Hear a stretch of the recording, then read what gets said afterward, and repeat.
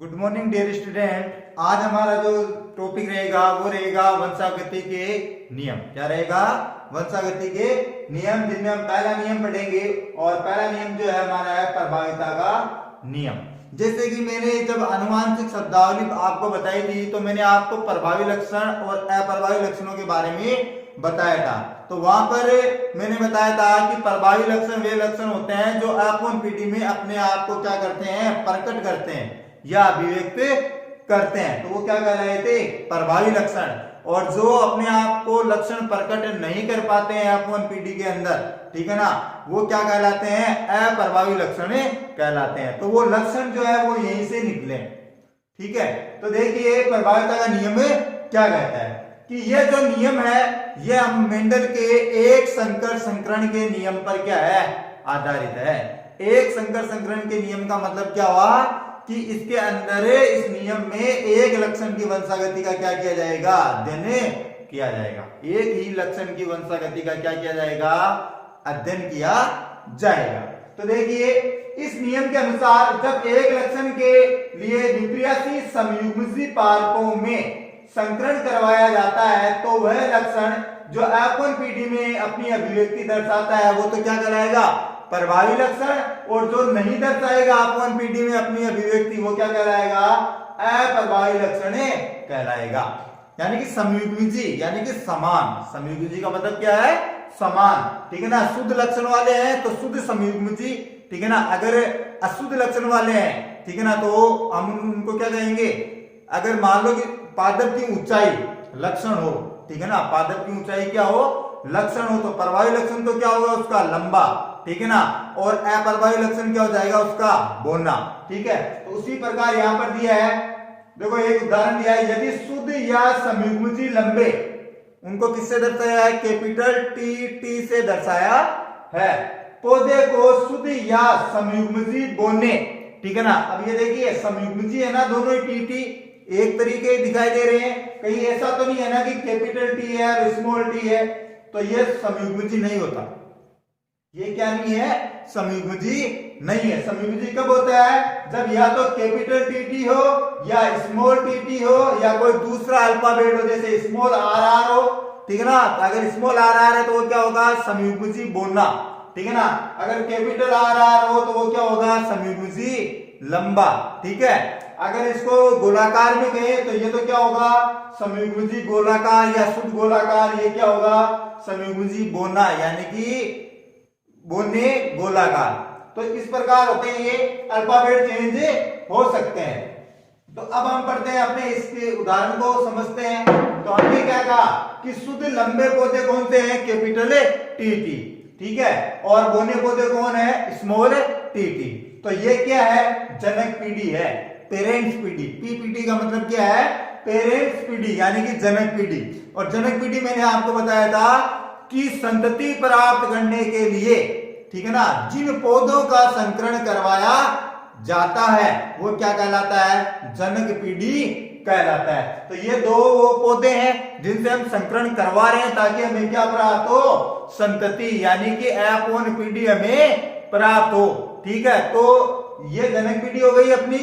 अब देखिए जनक पीढ़ी में से क्या निकले हैं? ये कैपिटल टी से एक टी निकला है, कैपिटल स्मॉल टी से एक स्मॉल टी निकला है। इसका मतलब ये दोनों ही क्या है? युग्मक। दोनों ही क्या है?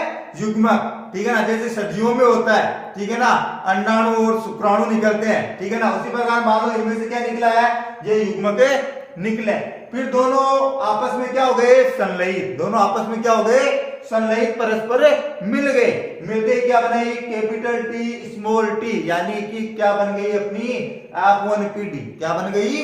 अपूर्ण पीढ़ी बन गई। और इसको हम क्या कह सकते हैं? कैपिटल टी स्मॉल टी को संकर लंबे पौधे। कैसे पौधे हैं ये? संकर लंबे। या हम इसको कहें कि विषम युग्मजी लंबे। अब विषम युग्मजी क्यों कह रहा हूं सुनिएगा, क्योंकि यहां पर जो कैपिटल टी है उसके साथ में स्मॉल टी आया है। क्या है? Small T. अगर इसके साथ में कैपिटल टी होता तो मैं इसको क्या कहता? समयुग्मजी लंबे, ठीक है ना। लेकिन यहां पर क्या आ गया? कैपिटल टी के साथ में स्मॉल टी आ गया, इसलिए मैं इसको क्या बोलूंगा? संकर लंबे या विषम युग्मजी लंबे। तो ये तो हुआ अपना कौन सा, प्रभाविता का नियम। अब अगर पूछे कि इसमें कैसा निष्कर्ष प्राप्त हुआ, तो हमें यह निष्कर्ष प्राप्त हुआ कि प्रभाविता के नियम में 100%, कितने प्रतिशत, 100% संकर लंबे पौधे प्राप्त होते हैं। 100% क्या प्राप्त होते हैं, संकर लंबे पौधे हमें प्राप्त होते हैं। तो ये तो हुआ अपना प्रभाविता का नियम। ये आरेख है इसका, और ये उदाहरण के रूप में आरेख को दर्शाया है, और ये इसका नियम है। तो प्रभाविता का नियम कौन से संकरण पर आधारित है, एक संकर संकरण के नियम पर आधारित है। ठीक है, तो ये तो हुआ अपना प्रभाविता का नियम। अब चलते हैं दूसरे नियम की ओर, मेंडल की आनुवंशिकता का दूसरा नियम, जिसे क्या कहा जाता है, पृथक्करण का नियम भी कहा जाता है, विसंयोजन का नियम भी कहा जाता है, और युग्मकों की शुद्धता का नियम भी इसे कहा जाता है।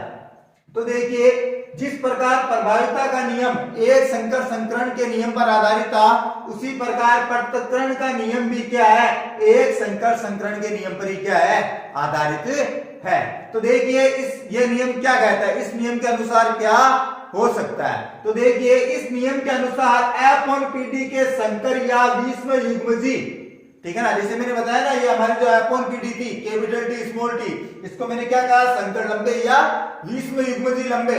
तो जब इन युग्मजी से युग्मक का निर्माण हो रहा होता है, यानी कि जो F1PD हमें प्राप्त हुई, उस F1PD से जब युग्मक निर्माण का समय आता है, तो ये युग्मक जो होते हैं वो क्या हो जाते हैं, अलग अलग हो जाते हैं, या हम कहें कि पृथक्कित हो जाते हैं। ठीक है ना, जब ऐसा होता है, यानी कि जब ये अलग अलग युग्मकों में चले जाते हैं युग्मक, तो उसे पृथक्करण का नियम कहा जाता है। कौन सा नियम कहा जाता है, पृथक्करण का नियम कहा जाता है। तो यही दिखा है यहां पर कि F1PD के संकर या विषम युग्मजी से युग्मक बनते समय दोनों युग्म विकल्पी, ठीक है ना, दोनों युग्म विकल्पी का मतलब कौन कौन से, कैपिटल टी और स्मॉल टी, दोनों ही क्या हो जाते हैं, एक दूसरे से पृथक हो जाते हैं या अलग अलग हो जाते हैं। ठीक है ना, और अलग अलग युग्मकों के अंदर चले जाते हैं। अब देखिए कैसे चले जा रहे हैं, ये रे,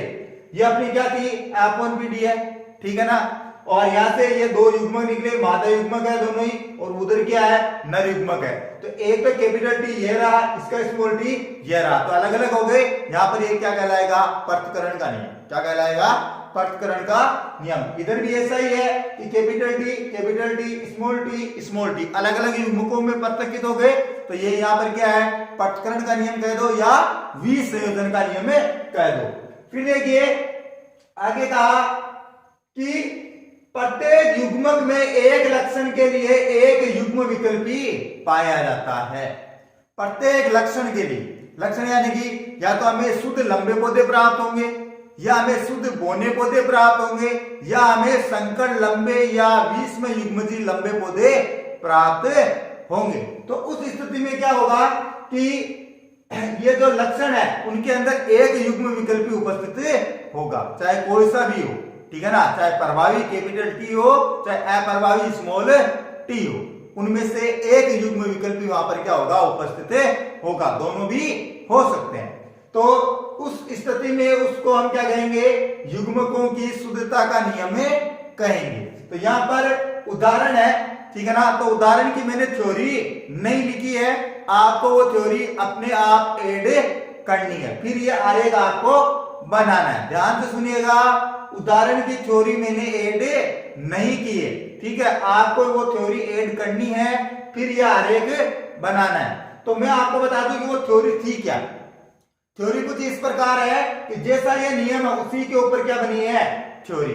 ठीक है ना, तो उसमें लिखा है कि समयुग्मजी लंबे और समयुग्मजी बोने पादपों या पौधों के मध्य जब ये क्या पेरेंट्स भी है, ठीक है ना, संकरण करवाया जाता है, ठीक है ना, तो इनमें से युग्मक क्या हो जाते हैं, अलग अलग हो जाते हैं। ठीक है ना, F1PD का जब निर्माण हो रहा होता है तो ये युग्मक क्या हो जाते हैं, अलग अलग हो जाते हैं। और बाद में जब युग्मनज निर्माण का समय आता है, युग्मनज निर्माण का जब क्या आता है, समय आता है, ठीक है ना, तो ये वापस युग्मक क्या हो जाते हैं, एक हो जाते हैं। ठीक है ना, और किसका निर्माण कर देते हैं, F1PD का निर्माण कर देते हैं। तो यहां पर क्या बनते हैं फिर, विषम युग्मजी लंबे पौधे बोल दो या संकर लंबे पौधे बोल दो, ये भी क्या है हमारी F1PD है। फिर बात आती है कि इसे युग्मकों की शुद्धता का नियम कहते हैं, यानी कि अब बात आती है कि प्रत्येक युग्मक में एक लक्षण के लिए एक युग्म विकल्पी क्या होता है, उपस्थित होता है, ठीक है ना, प्रत्येक लक्षण के लिए। तो वो देखिए कैसे कि ये जो हमारी F1PD है, कैपिटल टी स्मॉल टी, ठीक है ना, तो इसमें से जब युग्मक पृथक होंगे तो कैपिटल टी ये रहा, स्मॉल टी ये रहा, ये क्या है हमारे मादा युग्मक। और इधर देखिए कैपिटल टी से कैपिटल टी, स्मॉल टी दो, ये युग्मक हो गई। ये कौन से है, नर युग्मक। कौन से युग्मक है, नर युग्मक है। तो अब देखिए ये जो मादा युग्मक हो गए अपने, ये रहे कैपिटल टी स्मॉल टी, और ये हमारे क्या है, नर युग्मक कैपिटल टी स्मॉल टी, ठीक है ना। अब इन दोनों के साथ में क्या करवाया जाएगा, क्रॉस। क्या करवाया जाएगा, क्रॉस करवाया जाएगा, या हम कहें कि संकरण करवाया जाएगा। तो अब देखिए इस कैपिटल टी के साथ में जब हम क्रॉस करवाते हैं तो क्या बनता है, कैपिटल टी। क्या बनता है, कैपिटल टी, ठीक है। और इस टी के साथ, ठीक है ना, यानी कैपिटल टी का स्मॉल टी के साथ में जब हम संकरण करवाते हैं तो क्या बनता है, कैपिटल टी स्मॉल टी बनता है। तो एक युग्मक से इन दोनों का करवा दिया। अब हम इस युग्मक से इन नर युग्मकों का और क्रॉस करवाएंगे, ठीक है। तो देखिए स्मॉल टी का कैपिटल टी से क्रॉस करवाया तो क्या बना, कैपिटल टी स्मॉल टी। क्या बना, कैपिटल टी स्मॉल टी। और इस स्मॉल टी का नर युग्मक स्मॉल टी से क्रॉस करवाया तो क्या बना, स्मॉल टी। क्या बना, स्मॉल टी। तो अब देखिए यह हमारा प्रारूप आरेख है जो तैयार है। तो अब इसके अंदर हम पहचानेंगे कि कौन सा लक्षण है, ठीक है ना। तो ये जो कैपिटल टी है, ठीक है ना, ये तो क्या है, समयुग्मजी लंबे, या हम कहें कि शुद्ध समयुग्मजी लंबे। क्या कहेंगे, शुद्ध लंबे या समयुग्मजी लंबे, ठीक है। ये जो कैपिटल टी स्मॉल टी है, ये क्या है, विषम युग्मजी लंबे या संकर लंबे, ठीक है ना। ये वापस आ गया, यही लक्षण है, तो ये वापस वही होगा, समयुग्मजी नहीं होगा। ये कौन सा होगा, विषम युग्मजी लंबे या संकर लंबे। और ये जो स्मॉल टी आया है दो बार, ठीक है ना, ये क्या है, शुद्ध बोने। क्या है, समयुग्मजी शुद्ध बोने।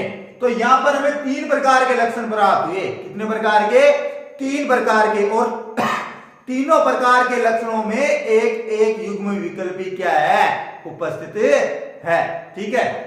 तो अब देखिए यहां पर जो लक्षण प्रारूप बनेगा, ठीक है ना, लक्षण प्रारूप किसे कहते हैं, आपको मैंने परिभाषा पहले बताई थी, ठीक है ना, कि बाह्य प्रतीति, ठीक है ना, किसी सजीव की बाह्य प्रतीति क्या कहलाती थी, लक्षण प्रारूप कहलाती थी।